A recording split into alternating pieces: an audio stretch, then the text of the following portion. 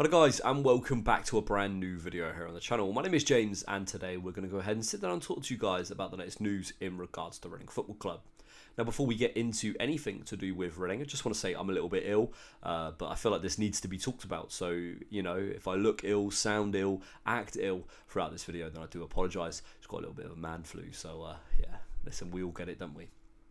Now, in regards to Reading Football Club, listen, I said it's very important that we talk about it, and it's to do with the finances at the club once again, and it's to do with the takeover, which, look, I don't understand, right? So, I see Reading going down this route at the moment of not getting a takeover secured. I really do, and I don't want to, negatively come across and, plant seeds in people's minds and, influence people to think the same way, but I genuinely don't see Reading having a future at the moment because there's no signs to me that there will be a future.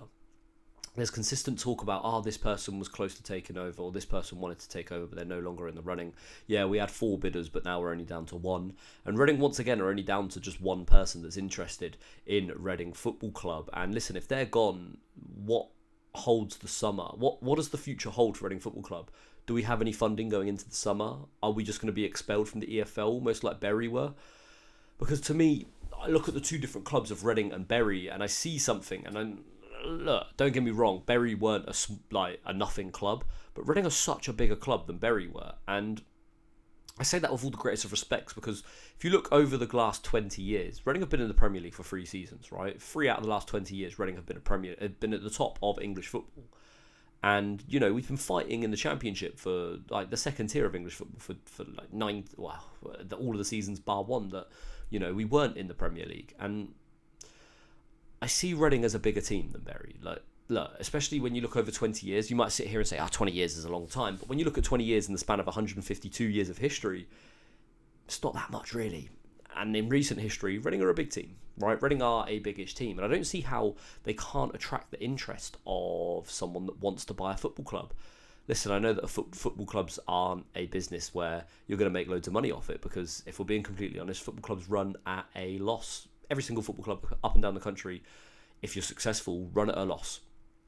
And, you're losing at least $1 million a year minimum. And that's for non-league clubs. That's not just for English Football League clubs, that's for non-league clubs as well. And,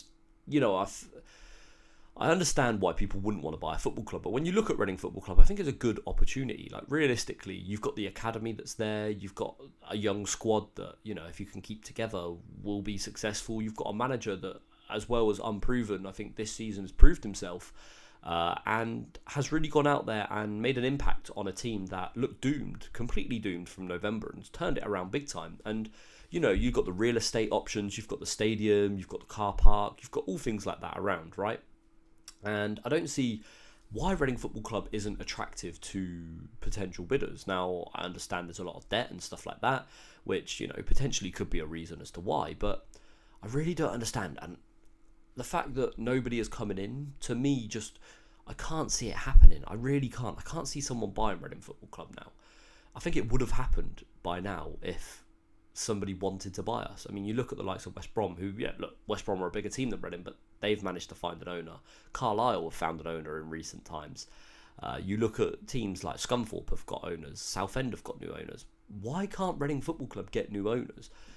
Listen, it might happen, and and I'll be more than over the moon. I'll be well happy. Don't get me wrong, but I just can't see it happening at the moment because the media haven't given us any signs of hope, if that makes sense. Like, there's been no signs of hope for me to say, look, I believe that there'll be new owners coming into this club soon.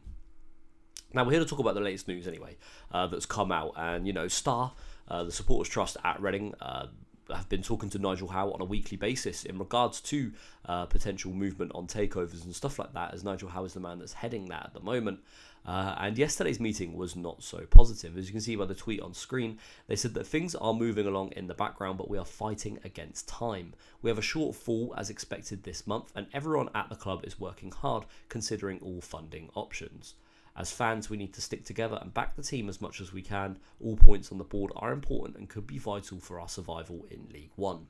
Now, to me, that just basically almost confirms that the second 2-point deduction will be coming to the club. I feel like it's almost a guarantee at this point. I think there was kind of suggestions almost that Reading are going to run out of funds in March, and that the player sales and the season ticket sales from January was what got Reading over the line as recently as this month. And look, supposedly from what I can interpret, it's that March is going to be the end of the funds for Reading, and we're going to be back again to not paying our bills on time, and Reading are going to get a fourth points deduction for the season for 2, and this time for 2 points. Reading came out of a statement though, just a couple of hours before that. It was Mark Bowen himself who came out with the statement. Normally he does this type of thing. It's kind of been a common trend throughout the season that just before bad news hits, Mark Bowen talks. And obviously we all saw Mark Bowen talk yesterday, and we all knew that bad news was going to hit a little bit later. Now that Mark Bowen has come out and said that another hugely difficult week for the club, the players, the staff, and also for you, our fantastic fans, has just passed. What never ceases to amaze me is the uncompromising support you always give us. I feel now is the perfect time to say a heartfelt thank you to you all from Ruben, the players, and myself. To see almost 1,400 fans travel all the way to Carlisle on a cold, wet, late winter's Saturday to make sure that our team have the huge vocal support that inevitably pushed them on to an important success was amazing, just amazing. And with 10 games to go in order to secure a League One status, that togetherness, which I'm sure we can all feel, is going to be of big significance. The sale of the club is progressing with the help and expertise of Nigel Howe. There have been an extremely high volume of inquiries, with some primarily focused on the club's real estate assets, notably the Select Car Leasing Stadium and Bearwood Park.